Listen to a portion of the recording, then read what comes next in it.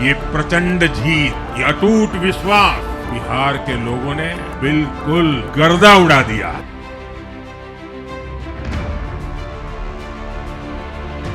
नमस्कार, आप देख रहे हैं बीके टाइम्स और मैं हूं आपके साथ शमा सिद्दीकी। बिहार विधानसभा चुनाव के नतीजों ने पूरे राजनीतिक परिदृश्य की दिशा ही बदल दी। 14 नवंबर को आए नतीजों में एनडीए ने वो कर दिखाया जिसकी कल्पना विपक्ष ने भी नहीं की। जी हां, भाजपा जेडीयू गठबंधन ने 243 में से 200 से अधिक सीटों पर कब्जा जमाकर ऐतिहासिक जीत दर्ज की, जबकि कांग्रेस आरजेडी का महागठबंधन मात्र 35 सीटों पर सिमटकर लगभग हाशिए पर चला गया।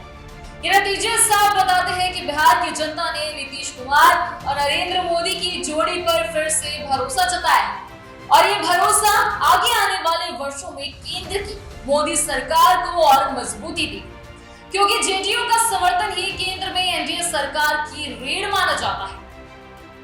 भाजपा और जेडीयू ने 101 सीटों पर चुनाव लड़ा और दोनों ने मिलकर जोरदार प्रदर्शन किया।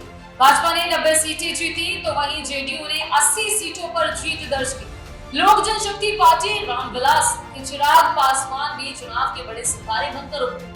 एलजेपी ने 29 सीटों पर चुनाव लड़कर 19 सीटें जीती और अपनी राजनीतिक ताकत दुगनी कर दी। ये प्रदर्शन इस बात का संकेत है कि बिहार की राजनीति में चिराग पासवान अब सिर्फ सहयोगी नहीं बल्कि एनडीए के भीतर एक शक्ति केंद्र बन चुके।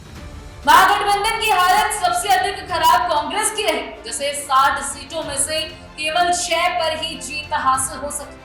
आरजेडी, जिसे तेजस्वी यादव ने चुनाव प्रचार के दौरान खुद को मुख्यमंत्री घोषित करते हुए सबसे बड़ा दावा पेश किया था कि वो 25 सीटों पर सिमट गई है। ये गिरावट बेहद चौंकाने वाली है, खासकर इसलिए क्योंकि पिछले विधानसभा में आरजेडी 75 सीटें लेकर सबसे बड़ी पार्टी थी। चुनाव प्रचार की बात करें तो ये चुनाव भाजपा और जेडीयू नेताओं की रणनीति और जमीनी पकड़ के बल पर जीत में बदल गया। जिन सीटों पर प्रधानमंत्री नरेंद्र मोदी, गृह मंत्री अमित शाह और यूपी के मुख्यमंत्री योगी आदित्यनाथ ने प्रचार किया, वहां भाजपा, जेडीयू और एलजेपी के उम्मीदवारों की जीत सुनिश्चित हो गई। इसके उलट जिन सीटों पर राहुल गांधी और तेजस्वी यादव ने व्यापक प्रचार किया, वहां महागठबंधन को हार का सामना करना।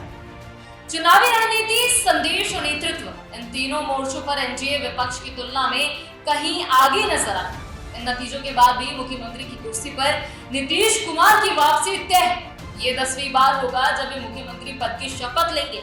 दिलचस्प ये भी है कि अधिक सीटें जीतकर भाजपा मजबूत हुई है और सीएम पद वही रहेगा जिन्होंने कई बार अपनी पार्टी की राजनीति बचाने के लिए गठबंधन बदलने तक से परहेज नहीं किया। ये राजनीतिक समीकरण दो बातें दर्शाता है। पहली, भाजपा को कई जगह नीतीश कुमार के कारण वोट मिले। दूसरी, जेडीयू को कई जगह नरेंद्र मोदी के प्रभाव का सीधा लाभ। इसी सहजीवी संबंध ने एनडीए को ये बम्पर जीत दिलाई है। उधर नतीजों वाले दिन राहुल गांधी विदेश में थे। वोट चोरी और ईवीएम पर सवाल उठाने वाले राहुल गांधी की गैरहाजिरी कांग्रेस और महागठबंधन के भीतर भी चर्चा का विषय बनी। हर बड़े राजनीतिक क्षण पर विदेश जाने की उनकी आदत ने उनकी राजनीतिक गंभीरता पर सवाल खड़े किए। नतीजों के बाद भी विपक्ष की पहली प्रतिक्रिया यही रही कि चुनाव आयोग और मशीनों पर ठीकरा फोड़ दिया जाए, लेकिन जनता ने साफ संकेत दे दिया कि लगातार वोट चोरी का नारा, ईवीएम बंद करो का शोर शराबा और अहंकार में डूबी राजनीति उन्हें पसंद नहीं आ रही। राजनीतिक विश्लेषकों का मानना है कि अगले 5 वर्षों में लालू नीतीश मिलकर किसी भी तरह का नया गठबंधन बनाते हुए नजर नहीं आएंगे, क्योंकि बिहार का सामाजिक जनादेश इस बार बहुत स्पष्ट है। जनता स्थिरता, नेतृत्व और काम के आधार पर सरकार चाहती है। नतीजे ये भी बताते हैं कि ज्यादा सीटें जीतने के बावजूद भी नीतीश कुमार की राजनीतिक स्थिति अजीब तरह से कमजोर मजबूत दोनों हो गई। वो मुख्यमंत्री तो बनेंगे, पर भाजपा की बढ़ती ताकत और चिराग पासवान की उभार के बीच उनका असर अब पहले जैसा एक तरफा नहीं रहेगा। और सबसे महत्वपूर्ण बात यह है कि इस पूरी चुनावी यात्रा ने बिहार की राजनीति को 2 हिस्सों में विभाजित कर दिया।